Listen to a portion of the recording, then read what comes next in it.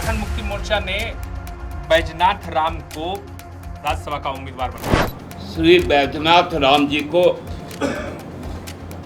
हम राज्यसभा चुनाव में बैजनाथ राम को इस बार राज्यसभा का उम्मीदवार बना के झारखंड मुक्ति मोर्चा ने एक बड़ी लकीर खींच दी है।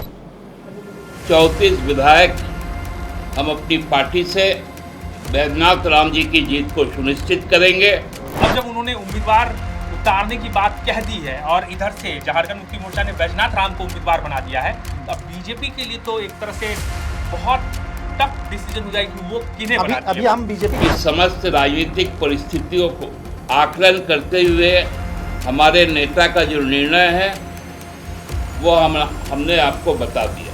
बैजनाथ राम जिस इलाके से आते हैं वहां पर कई विधानसभा सीट है जहां पर भी जो दलित समाज है, शेड्यूल कास्ट है और जो उस तबके का वोटर्स है वही डिसाइड करता है कि उस इलाके से कौन जीत कर विधानसभा जाएगा। तो सुना तो आसिफ आपने, बैजनाथ राम जो हैं वो राज्यसभा के उम्मीदवार होंगे।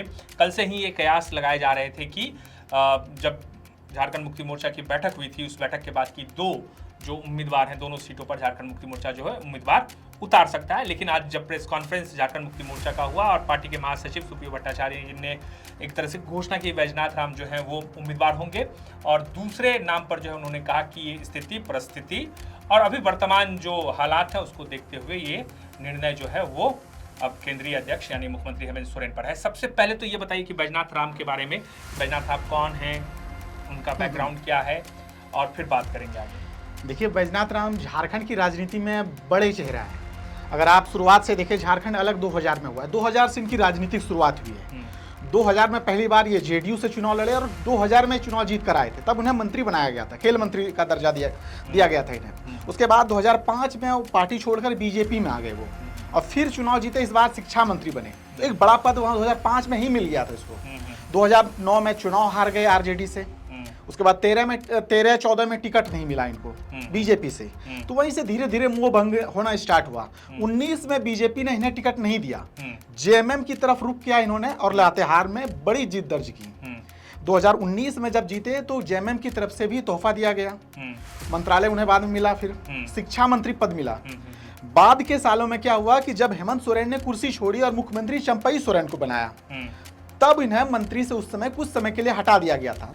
फिर चुनाव जब होता है 2024 का, तो चुनाव में काफी कम अंतरों से 434 वोट से वो प्रकाश राम से चुनाव हार गए थे।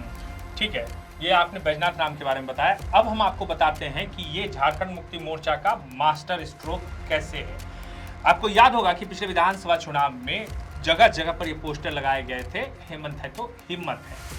दरअसल पिछले कुछ दिनों की, अगर पिछले कुछ वर्षों की राजनीति देखें झारखंड मुक्ति मोर्चा का, तो झारखंड मुक्ति मोर्चा ने एक तरह से एक परिपक्व राजनीति जो है उसकी लकीर खींचनी शुरू कर दी है और बैजनाथ राम को इस बार राज्यसभा का उम्मीदवार बना के झारखंड मुक्ति मोर्चा ने एक बड़ी लकीर खींच दी है। वो कैसे खींची है तो आसिफ वो हम आपको बताते हैं, फिर हम इस पर चर्चा करेंगे। दरअसल देखिए, बैजनाथ राम शेड्यूल कास्ट मतलब जो है दलित समाज से आते हैं और अगर आप देखें तो बैजनाथ राम जिस इलाके से आते हैं वहां पर कई विधानसभा सीट है जहां पर कि जो दलित समाज है, शेड्यूल कास्ट है और जो उस तबके का वोटर्स है वही डिसाइड करता है कि उस इलाके से कौन जीत कर विधानसभा जाएगा और उनकी अच्छी खासी पैठ वहां की राजनीति में है। विधानसभा वाइज देखिएगा, उस जगह पलामू है, गढ़वा है, उस जगह के आसपास लातेहार है, ये पूरा बेल्ट ही है। एससी पूरा है। हाँ, पूरा जो है उस इलाके में जितने भी विधानसभा हैं वहां पे है। और अगर आप झारखंड मुक्ति मोर्चा के वोट बैंक को देखेंगे तो ट्राइबल झारखंड मुक्ति मोर्चा के साथ इंटैक्ट है और वो लगातार वो दिख रहा है कि किस तरीके से ट्राइबल जो है झारखंड मुक्ति मोर्चा के साथ अपनी आस्था लगातार बनाए हुए है। इसके अलावा मुस्लिम वोटर्स जो हैं उनकी भी अच्छी खासी तादाद जो है वो झारखंड मुक्ति मोर्चा की तरफ जाता है। इसके बाद देखिए कि जो महतो वोट बैंक है, महतो वोट बैंक का भी एक अच्छा खासा जनाधार जो है झारखंड मुक्ति मोर्चा को मिलता है। अब इस राज्यसभा चुनाव में बैजनाथ राम को उम्मीदवार बना के मुख्यमंत्री हेमंत सोरेन ने एक बड़ी जो है अपनी लगभग आबादी देखिएगा तो झारखंड में 40 लाख के आसपास है। हाँ, 12% आबादी है। हाँ, एससी की तो बड़ी आबादी है। बड़ी आबादी है तो अपनी एक बड़ी लकीर जो है उन्होंने खींची है। अब जो ये पूरा इलाका है पलामू, गढ़वा और इधर लातेहार का, इनफैक्ट चतरा का, ये जो पूरा इलाका है, इस इलाके में अगर आप देखें तो झारखंड मुक्ति मोर्चा पहले के दिनों में इतनी मजबूत नहीं थी, लेकिन बाद में वहां पे झारखंड मुक्ति मोर्चा ने अपनी जमीन तलाशनी शुरू की और बैजनाथ राम को उन्होंने राज्यसभा भेजकर जो है एक मैसेज जो है दे दिया है। अगर वो दलित वोट बैंक जो है उसको अपने पाले में करते हैं, एक मैसेज तो गया ना भाई, ये मैसेज गया। अभी राज्यसभा के देखिए कौन कौन राज्यसभा में कौन कौन है, महुआ माझी है, आप देख लीजिए, उसके बाद सरफराज अहमद है। हाँ। तो मुस्लिम प्लस यहाँ पर एसटी, हाँ। उसके बाद एक अब चले जाएंगे एससी। तो ये गठजोड़ देखिएगा तब समझ में आएगा पूरा समीकरण। ये रणनीति जो है, ये अपने आप में एक साथ उन्होंने कांग्रेस और बीजेपी दोनों को जो है करारा जवाब दिया। करारा जवाब इस मामले में दिया कि कल के डेट में अगर बात इस तरह की होती है तो इसके जरिए ये है कि भाई एक जो ये जो जिस वोट बैंक की मैं बात कर रहा हूँ, वो वोट बैंक जो है वो एक दफे जरूर सोचेगा कि हम झारखंड मुक्ति मोर्चा, क्योंकि बैजनाथ राम एक बड़ा नाम है खासतौर से पूरे झारखंड में और उस इलाके के लिए तो एक बड़ा चेहरा है। और उनके राज्यसभा जाने से जो है वहाँ के जो वोट बैंक है उस पर असर पड़ना तय है। तो ये अपने आप में जेएमएम ने बड़ा एक तरह से जो है मास्टर स्ट्रोक खेल दिया है। अब देखिए जो दूसरा है तौसीफ, उसमें यह है कि अब क्या होगा, क्योंकि कल तो 2 सीटों पर लड़ने की बात कह दी थी झारखंड मुक्ति मोर्चा के जो तमाम नेता थे। और बैजनाथ राम भी जब बाहर आए थे, उन्होंने हम आपको दिखाएंगे उनके बारे में भी। जो बैजनाथ राम जब बाहर आए थे तो उन्होंने भी ये कहा था कि हम जो है 2 सीटों पे हमारी जो है ये है। लेकिन जो अब जानकारी निकल कर आ रही है तो सिर्फ वो ये है कि कल देर रात, हालांकि आधिकारिक तौर पर इसकी पुष्टि नहीं हुई है, लेकिन कल देर रात जो है मल्लिकार्जुन खड़गे, केशव वेणुगोपाल और राहुल गांधी के जो की बातचीत जो है वो शायद मुख्यमंत्री हेमंत सोरेन से हुई है।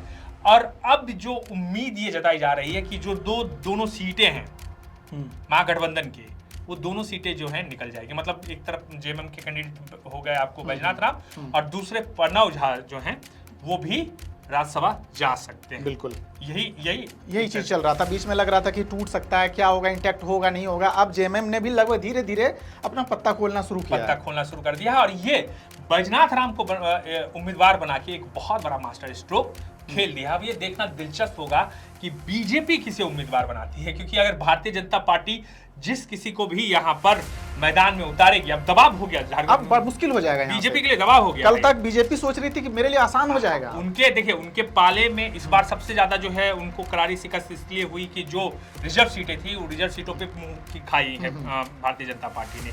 अब जब उन्होंने उम्मीदवार उतारने की बात कह दी है और इधर से झारखंड मुक्ति मोर्चा ने बैजनाथ राम को उम्मीदवार बना दिया है, तो अब बीजेपी के लिए तो एक तरह से बहुत टफ डिसीजन हो जाएगा कि वो किन्हें बनाती है। अभी हम बीजेपी कार्यालय गए थे। हाँ। तो आप समझ सकते हैं कि जिन 2 नावों पे चर्चा खूब हुई थी कि राज्यसभा ये लोग जा सकते हैं, अर्जुन मुंडा, रघुवर दास, ये दोनों नदारत दिखे वहां पर। चंपई सोरेन आए, बाबूलाल मरांडी आए, ये दोनों नहीं दिखे वहां पर, जबकि राष्ट्रीय अध्यक्ष आए हुए थे।